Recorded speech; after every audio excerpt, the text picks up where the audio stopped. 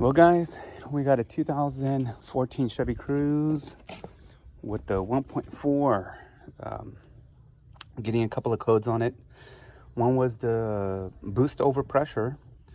The other one was P0420, which is pretty much a bad cat.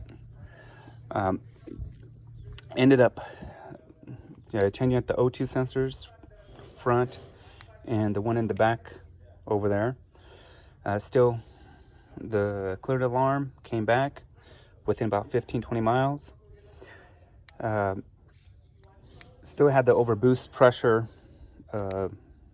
code come up, so I ended up changing. When I had the cat off, I looked inside, found there was that crack that goes underneath the wastegate. Not only that, my wastegate arm was seized, which is right underneath here, the hinge part. So it wasn't opening when it needed to. So I ended up saying, well, let me just change out the turbo. Picked up this turbo from a guy who was parting out his car that got into a wreck. Turbo with the new with his intake, with the rails, pretty much cost me $300, which is a pretty decent deal because they also want you to take a look at that. PVZ or PCV check valve that's in here, the little red one. I looked at mine. It was kind of credit in there, so I said, why not just change it out? Still, I was getting a overboost. Once I changed out the turbo intake, ended up changing out the sensors. Got this one changed out. Also, the one back there on the manifold, which came off the other unit, the other car.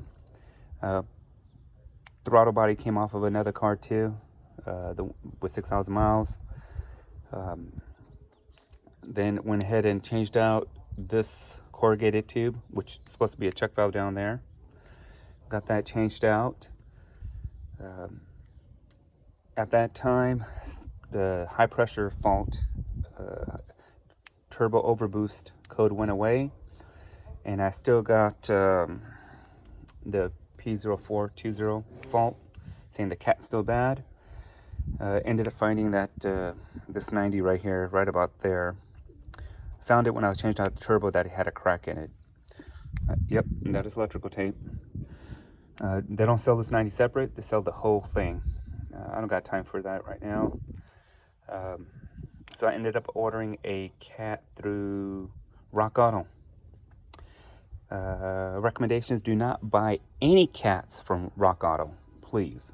Save yourself some money, because by the time I installed their cat, drove this car around, looked at a couple more things, it went out of the return policy went away, so I couldn't return it anymore. That kind of sucked.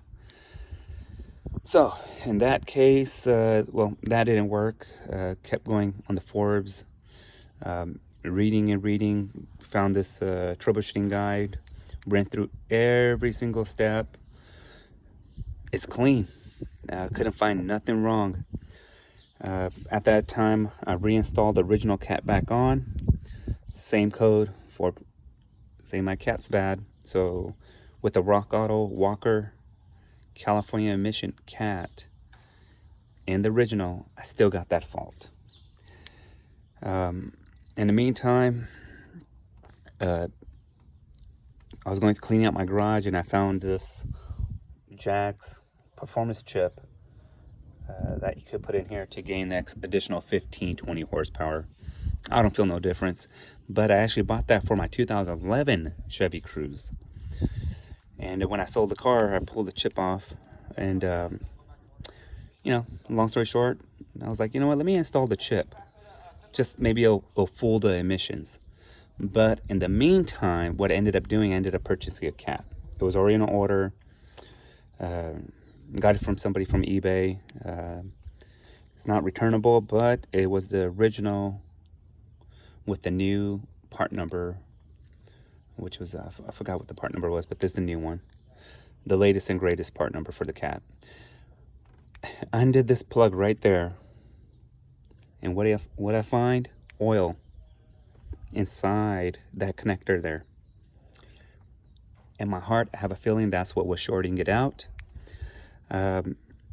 Cleaned it up that day, reinstalled it, put the chip in. You wouldn't believe it. Code never came back. I had about 60 miles on it. So at that time, I already had this cat here. I went ahead and installed it. Still no difference. Code did not come back. I finally got the new oil pressure sensor.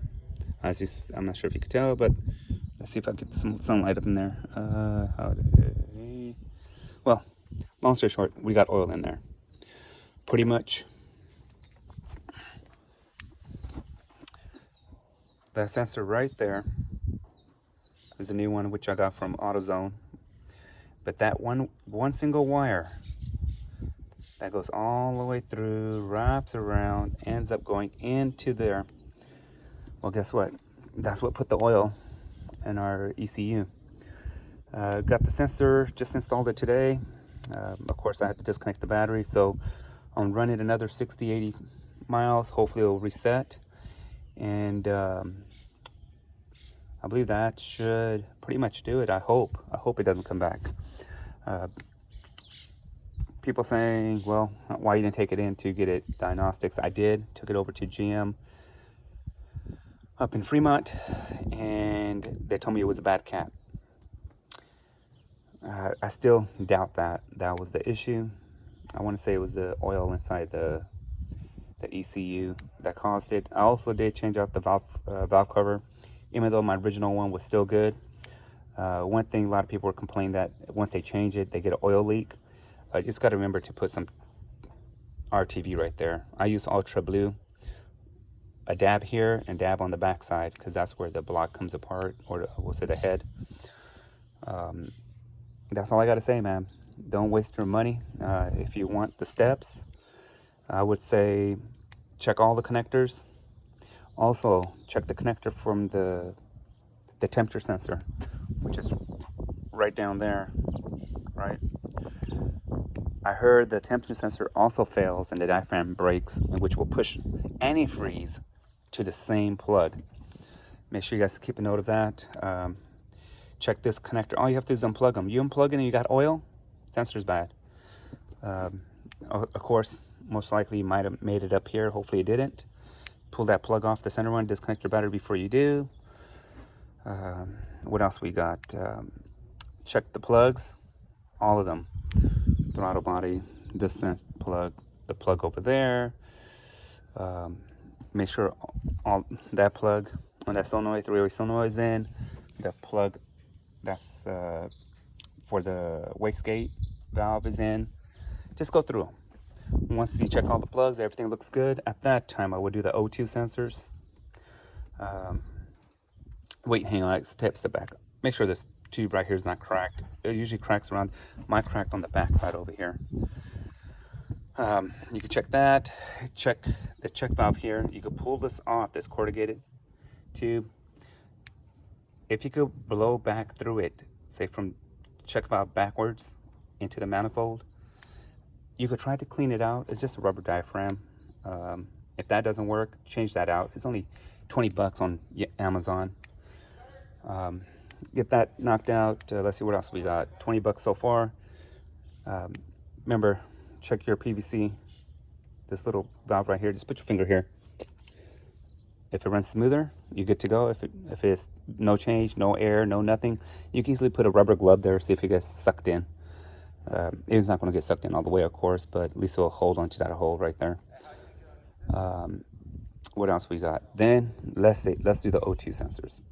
One here, one in the back. Do both of them. They're only 50 bucks a piece.